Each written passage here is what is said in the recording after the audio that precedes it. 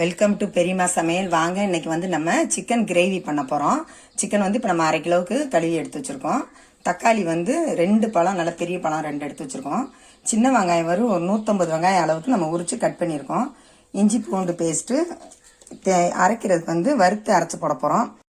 மல்லி 2 ஸ்பூனு, ஜீரகம் 1 ஸ்பூனு, மிளகு 1.5 ஸ்பூன் அளவுக்கு எடுத்துருக்கோம். பெருஞ்சீரகம் 1 ஸ்பூனு, பட்டை வந்து சின்ன பட்டை வந்து 2 பட்டை, 1 ஸ்டார் பூவு, 4 கிராம்பு, 2 ஏலக்காய். இதெல்லாம் நம்ம வறுத்து பொடி பண்ணிக்கலாம். இப்போ வந்து எப்படி செய்யணும்னு பார்க்கலாம். இப்போ சட்டி நல்லா காஞ்சிருச்சு. இப்போ நல்லெண்ணெய் தான் ஊற்றிக்கிற போகிறோம். நல்லெண்ணெய் வந்து தேவையான அளவுக்கு ஊற்றிக்கலாம். நல்லெண்ணெய் எவ்வளோக்கு எவ்வளோ சேர்க்கணுமோ அவ்வளோக்கு எவ்வளோ நல்லாயிருக்கும் சிக்கனும். அதனால நல்லெண்ணெய் சேர்த்துக்கிட்டோம். கொஞ்சம் சோம்பு போட்டுக்கலாம் தாளிக்கிறதுக்கு. வந்துருச்சுல, இப்போ சின்ன வெங்காயம் சேர்த்துக்கலாம். நல்லா பொன்னரமாக சிவப்பு எடுத்துக்கிடுவோம். இதோட டேஸ்ட்டே நல்லெண்ணெய் தான் நமக்கு சிக்கன் கிரேவிக்கு. அப்போ தான் அதோட டேஸ்ட்டும் நல்லாயிருக்கும். அதனால் நம்ம நல்லெண்ணெய் ஒரு 100 எண்ணெய் அளவுக்குமே சேர்த்துக்கலாம். இப்போ பொன்னரமாக வந்துருச்சு. இப்போ தக்காளியும் சேர்த்துக்கலாம்.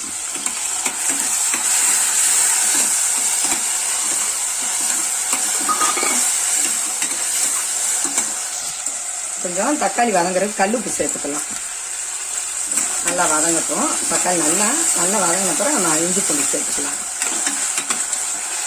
வதங்கிருச்சு. இப்போ இஞ்சி பூண்டு போட்டு, தக்காளி நல்லா வதங்கிருச்சு. இப்போ இஞ்சி பூண்டு பேஸ்ட்டு 2 ஸ்பூன் போட்டுக்கிடுவோம்.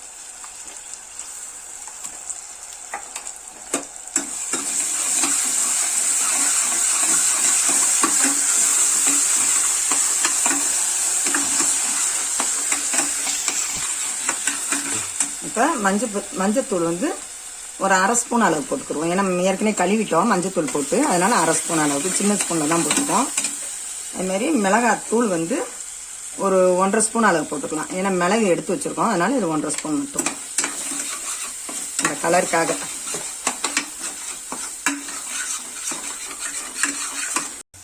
நல்லா வதக்கிட்டோம். இப்போ வந்து நம்ம சிக்கனை சேர்த்துக்கலாம்.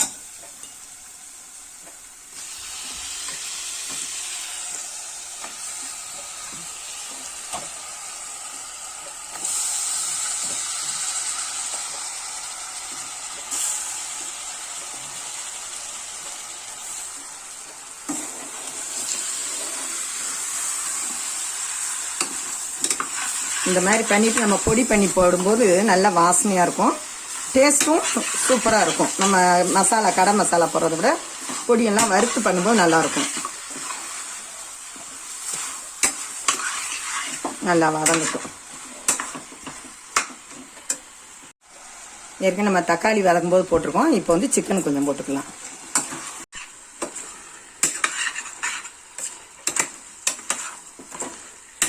நல்லா வதங்கி தண்ணி விட்டு வருது. நம்ம கொஞ்சம் தண்ணி சேர்த்துக்கிடுவோம். இதெல்லாம் ஒரு 1/2 டம்ளர் தண்ணி அளவுக்கு சேர்த்துக்கலாம். கறி நல்லா வேகணும்ல, அதனால இந்த அளவுக்கு சேர்த்துக்கலாம்.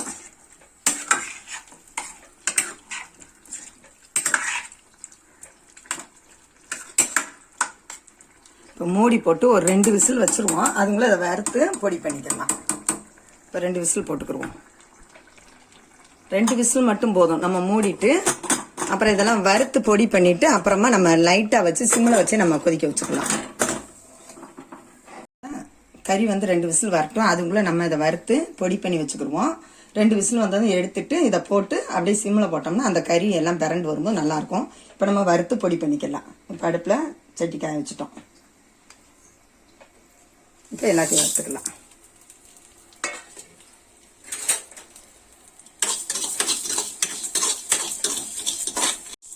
நல்லா கரு விடாம கொஞ்சம் ஒரு 2 நிமிஷத்துல வறுத்துடலாம். கரு விடாம நம்ம வறுத்து எடுத்துக்கலாம். பொன்னரமா வறுத்துக்கலாம்.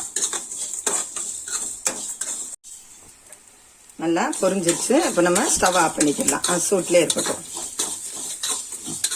வறுத்த மசாலாவை ஆற வச்சு பொடி பண்ணி எடுத்துக்கிட்டோம். இந்த மாதிரி நல்லா நைஸாக அரைச்சிக்கிட்டோம். இப்போ ஸ்டவ் 2 விசில் ஆஃப் பண்ணிட்டோம். இப்போ திறந்து பார்த்துக்கலாம். நல்லா இந்த மாதிரி இருக்கு. இந்த நேரத்தில் நம்ம இதை சேர்த்துக்கலாம். கறி இப்போ வந்து நல்லா வெந்துருச்சு. இப்போ வந்து இதை சேர்த்து நம்ம நல்லா கிளறி விட்டுக்கலாம்.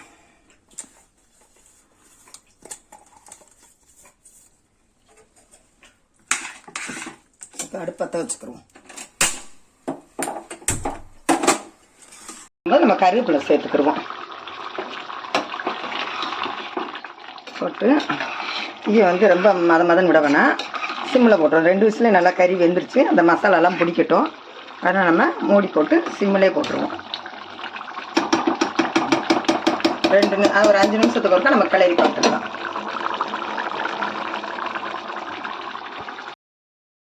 இப்போ நம்ம மல்லித்தலை தூவி அரைக்கலாம்.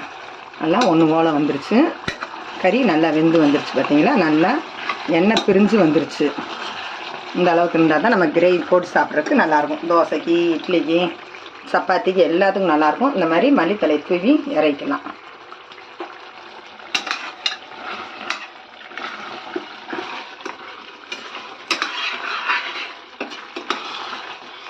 இப்போ ஸ்டவ் ஆஃப் பண்ணிக்கலாம்.